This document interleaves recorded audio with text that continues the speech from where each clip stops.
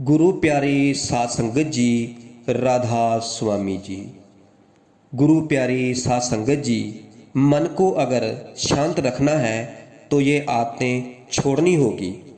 साध संगत जी, ये सारा दुनिया का खेल तमाशा जो हम देख रहे हैं ये सब हमारे मन का ही है। ये हमारा मन ही है जिसने हमें इस दुनिया में फंसा रखा है। हम बार बार जन्म लेते हैं, बार बार मरते हैं, बार बार इस दुनिया में आते हैं। इसलिए संत महात्मा हमें समझाते हैं कि अगर अपने मन को शांत रखना है तो तुमको ये आदतें छोड़नी होगी। वो कौन सी आदतें हैं?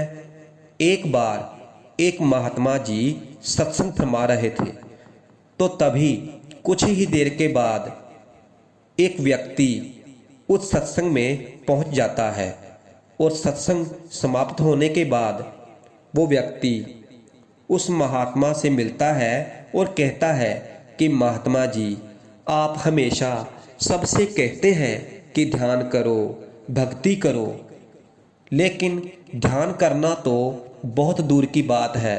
मैं तो कुछ समय के लिए शांति से बैठ भी नहीं सकता हूँ, क्योंकि मेरा मन इतना अशांत है कि ये हर समय भटकता रहता है। और जब भी मैं ध्यान करने बैठता हूँ तो मेरे अंदर हजारों विचार चलने लगते हैं, जैसे इस दुनिया के बारे में,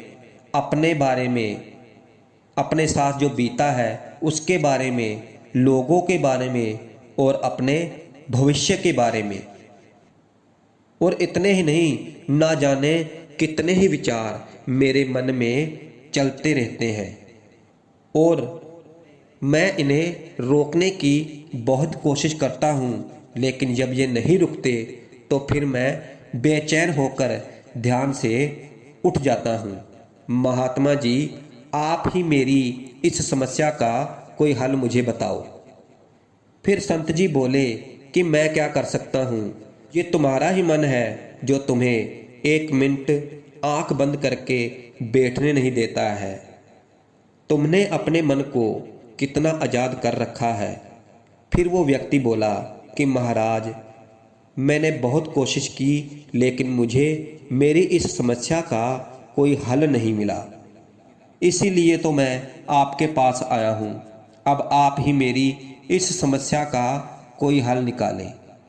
फिर वो संत जी कुछ देर सोचने के बाद उस व्यक्ति के चेहरे की तरफ बहुत ही ध्यान से देखते हैं और फिर बोलते हैं, चलो ठीक है, ऐसे करो, तुम अपनी ये आदतें छोड़ दो तो फिर तुम्हारा मन ध्यान भजन सिमरन में लगने लगेगा। फिर वो व्यक्ति पूरा ध्यान लगाकर उस संत जी की बातें सुनने लगा। फिर संत जी बोले कि तुम दूसरों के मन को पढ़ना छोड़ दो, क्योंकि तुम और तुम्हारे जैसे कई लोग यही गलती करते हैं कि वो दूसरों की मन की बातों को पढ़ने की कोशिश करते हैं कि शायद ये सामने वाला व्यक्ति मेरे बारे में ऐसा सोच रहा है, शायद इसके मन में मेरा ख्याल चल रहा है। इस आदत से तुम बहुत ज़्यादा परेशान रहते हो और ज़्यादातर मौक़ों पर लोग हालत को नकारात्मक तरीके से ही पढ़ते हैं। जैसे कि लोग सोचते हैं कि दूसरे लोग उनकी तरक्की से जलते हैं, उनको हमेशा नीचा दिखाना चाहते हैं और ना जाने कितनी ही नकारात्मक बातें अपने अंदर बिठा लेते हैं और फिर उनसे बदला लेने के बारे में सोचते रहते हैं कि इससे बदला कैसे लिया जाए। उन्हें नीचा दिखाने की कोशिश करते हैं, उन्हें नीचा कैसे दिखाया जाए। बस यही नफरत उन्हें हमेशा दुखी करती रहती है। इसलिए दूसरों के प्रति सोचना बंद कर दो। दूसरे क्या सोच रहे हैं, क्या कर रहे हैं, तुम्हें उनसे कुछ नहीं लेना है। तुम बस परमात्मा की भक्ति और भजन सिमरन पर ध्यान दो। अगर सोचना ही है तो अपने बारे में सोचो कि कहीं मैं गलत रास्ते पर तो नहीं चल रहा हूँ। मन के कहने में आकर कोई गलत काम तो नहीं कर रहा हूँ। अगर कर रहा हूँ तो उसे ठीक करो। और कभी ये मत सोचना कि मैं असफल हो गया तो लोग क्या कहेंगे, लोग मुझ पर हंसेंगे। तो हंसने दो, लोगों का तो काम ही हंसना है। क्योंकि अगर तुम सफल हो जाते तो यही लोग तुम्हारी तारीफ करते और तुम्हें सम्मान देते, तुम पर गर्व करते।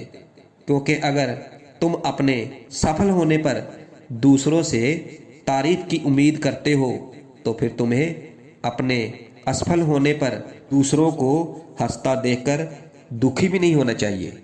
और समस्या यही है कि हम इंसान असफलता को बुरा मानते हैं, जबकि असफल होना सफल होने से भी ज़्यादा जरूरी है। क्योंकि बिना असफल हुए मिली सफलता इंसान के अंदर अहंकार, घमंड और दूसरों को छोटा समझने की भावना पैदा करती है, जबकि असफलता हमें शांत रहना, धैर्य रखना और लगातार मेहनत करना सिखाती है। इस अपनी असफलता पर कभी दुखी नहीं होना है, बस हमें केवल मेहनत करते रहना है और हमेशा वक्त की कीमत पहचाननी है और समय की कदर करना सीखो। क्योंकि आपको लगता है कि मेरे पास वक्त बहुत है, आज भजन सिमरन नहीं कर पाया तो कल कर लूँगा, कल नहीं कर पाया तो परसों कर लूँगा, और ऐसे ही समय तुम्हारे हाथों से निकलता जाएगा। क्योंकि तुमसे पहले वाले लोगों को भी यही लगता था कि उनके पास बहुत समय है और फिर उन्हें पता ही नहीं चला कि कब समय बीत गया और उनका बुलावा आ गया। और जब उनको अपनी गलती का एहसास हुआ तब तक तो समय उनके हाथों से निकल चुका था।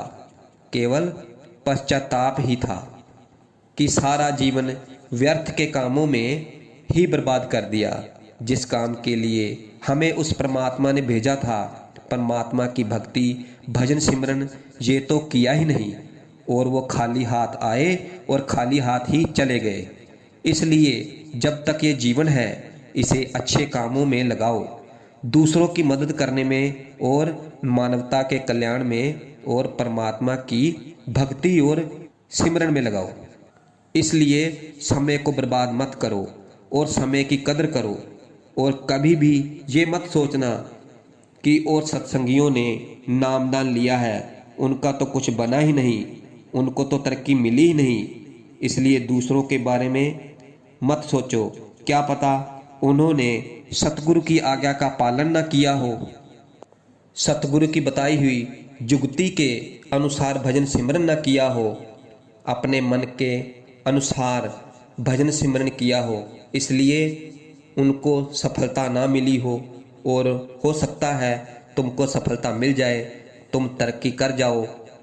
गुरु की आज्ञा का पालन करके, गुरु की बताई हुई जुगती के अनुसार भजन सिमरन करके तुम उस तीसरी आंख, उस 10वें द्वारे पर पहुंच जाओ, सचखंड में जाकर उस परमात्मा से मिल जाओ। इसलिए अपने आप की कभी भी किसी दूसरे से तुलना नहीं करनी चाहिए।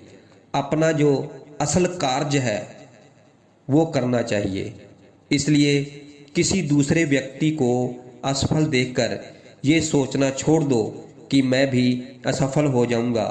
तुम बस मेहनत करते रहो और बाकी सब सतगुरु पर छोड़ दो। महात्मा ने उस व्यक्ति से कहा, अगर तुम इन आदतों को छोड़ दो तो तुम्हारा मन एकदम शांत हो जाएगा और फिर तुम अपने मन पर काबू पा सकते हो। इतना कहकर संत जी चुप कर गए और फिर उस व्यक्ति को भी समझ आ गया था कि मुझे अब क्या करना है, और मन ही मन उन आदतों को छोड़ने का निश्चय किया और संत जी का धन्यवाद करके वहां से चला गया।